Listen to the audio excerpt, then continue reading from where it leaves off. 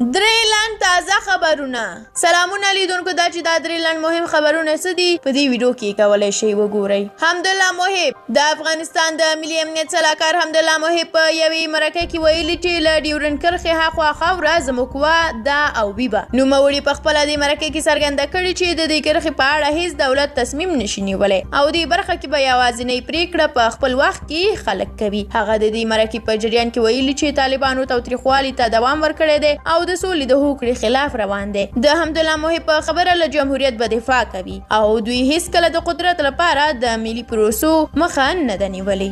سید اکبر آغا پخوانی طالب چارواکی او د افغانستان د خلاصون شورا مشر سید اکبر آغا وایي چې امریکا د افغان سولې په پروسه کې د لاس وهنې هڅه کوي ترڅو د افغانانو ترمنځ خبرې ناکامې کړي. پرون نوموړي په مزار شریف کې یوې غونډې ته په خبرو کې د افغان حکومت او طالبانو په مرکچي پلاوي غږ کړی دی چې باید د سولې رامنځته شوی فرصت دې له لاسه نه ورکوي او ژر تر ژره دې د خبرو پر سر هوکړې ته سره ورسیږي. نوموړي غونډې ته په خپلو خبرو کې په امریکا تور پورې کړی دی چې د افغانانو ترمنځ د روانو خبرو په دوام هڅه کوي ترڅو خنډونه جوړ کړي او د افغانانو ترمنځ رواني خبرې بې باوره کړي ترڅو په دې توګه نړیوالو ته وښیي چې افغانان سوله نه غواړي. اکبر آغا په قطر کې د دواړو ډلو ترمنځ د خبرو درېدو ژر پیل غوښتنه کړې او وایي چې د تماس ډلې دې ژر ستونزې هوارې کړي ترڅو په هېواد کې د روانې جګړې د اوږدېدو مخه ونیول شي.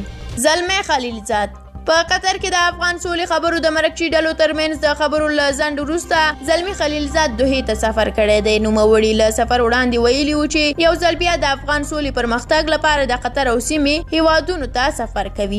د افغان سولې لپاره د امریکا ځانګړي استازي زلمی خلیلزاد قطر ته د خپل تازه سفر په ترڅ کې په قطر کې د طالبانو د سیاسي دفتر له مشر ملا برادر سره کتلي دي. د طالبانو د سیاسي دفتر ویان ویلي دي چې دواړو لوریو په دې لیدنه کې د امریکا او طالبانو ترمنځ د دوحې د سولې هوکړې پر عملي کېدو بحث او ټینګار کړی دی. خلیلزاد داسې مهال قطر ته د خپل سفر پر مهال د طالبانو له سیاسي مشرتابه سره کتلي دي چې د سفر د مخه د طالبانو ویان ډاکټر نعیم او ځینو افغان سیاستوالو امریکا تورنه کړې وه چې خنډونه دې نه جوړوي.